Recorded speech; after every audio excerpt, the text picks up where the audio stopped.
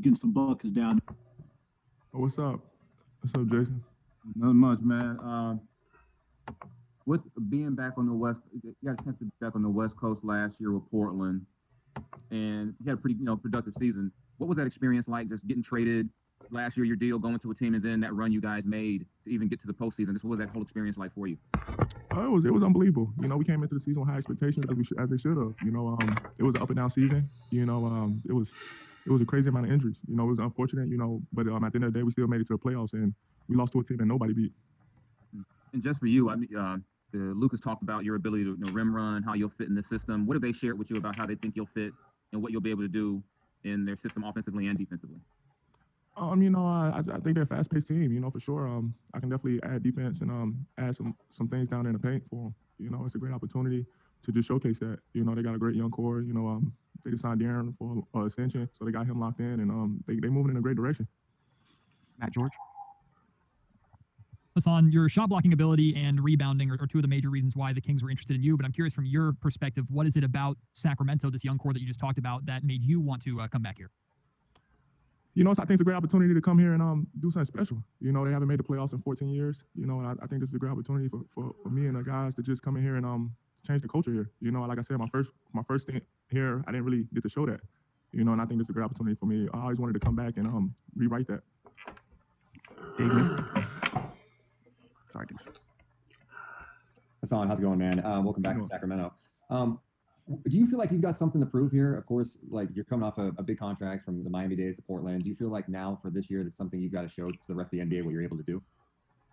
I don't get too caught up in that. I'm gonna keep playing, being a player I am. I think playing on the court, I think I'm productive. And as far as anything you look at, plus minus win share, we rallied, we made the playoffs. We was a great team, through it all, through all the ups and downs. Guys got in there through the COVID, through the bubble. Like I said, we lost to a team that won a championship.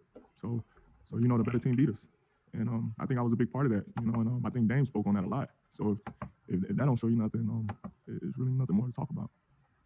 Jason Anderson. Hey, Hassan, welcome back to Sacramento, man. What have the conversations been like with coaches in the front office in terms of what kind of a role you can expect here, whether it might be, in a starting spot or a backup spot, whatever it is?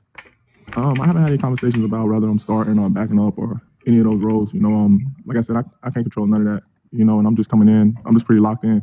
Coming in, just trying to get better. I just put in the work, and it's just gonna play its way out.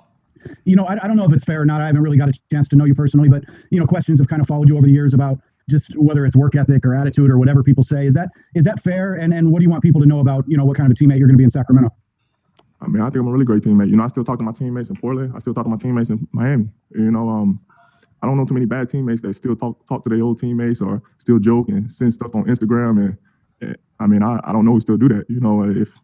With a guy that they didn't get along with or so forth. I had a conversation with Dame and CJ not too long ago. So it's and I still talk to guys. I got my old teammate in Miami written on my house. So it's like we still talk all the time. So I don't know where that's coming from. I look around. I don't know where that's coming from. Tony Harvey.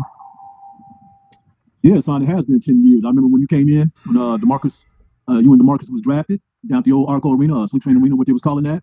Yeah. And 3 months after that, right before training camp, you had picked up a few pounds. You said you were stocking up on Asian Chinese food and stuff. And I guess that was the start of things, but that was a good time. Now I'm just looking at a young guy who has grown from a young man to a productive player in the NBA. But what I did want to ask you, how did you come to the decision to come back to Sacramento? Was there any other offers out there? I mean, what was going on? I mean, because you could have went to some other contenders here. Yeah, it was, but I think in the long run, I think, like I said, I already knew the area, I already knew the city. I think it was a chance to rewrite something. I think a lot of guys was just, I want to be a difference maker. I want to come in and be somewhere where I can be somewhere for a while, for a long time. I didn't want to just come in and okay, and the championship's never guaranteed that. Like I'm gonna put that out there. It's never guaranteed. So you can't really say, hey, if I go to this team, we're gonna get a championship, or this team, you're gonna get a championship. But it's never guaranteed. But I wanted to go somewhere where I can be a big difference maker and do something special instead of just riding on coattails and trying to jump along with other people. Well, it was also mentioned earlier, though, about your journey. But when you came into the league, you came in with force, blocking, rebounding, and of course, getting some buckets down there in the paint. You're a veteran now, so where do you think your skills lie right now, and what do you want to contribute for the Kings as far as going forward and trying to make this playoff? Because when you were drafted. The Kings weren't in the playoffs, and now you come back and they're still not in the playoffs. So what do you want? I can just bring in just what my experience. You know, my experience. I've been to the playoffs a couple times. You know, just that experience, and just when guys kind of get flustered or trying to deal with an uphill battle, the West is stacked. You know, it's no secret. The West is going to be very hard to win.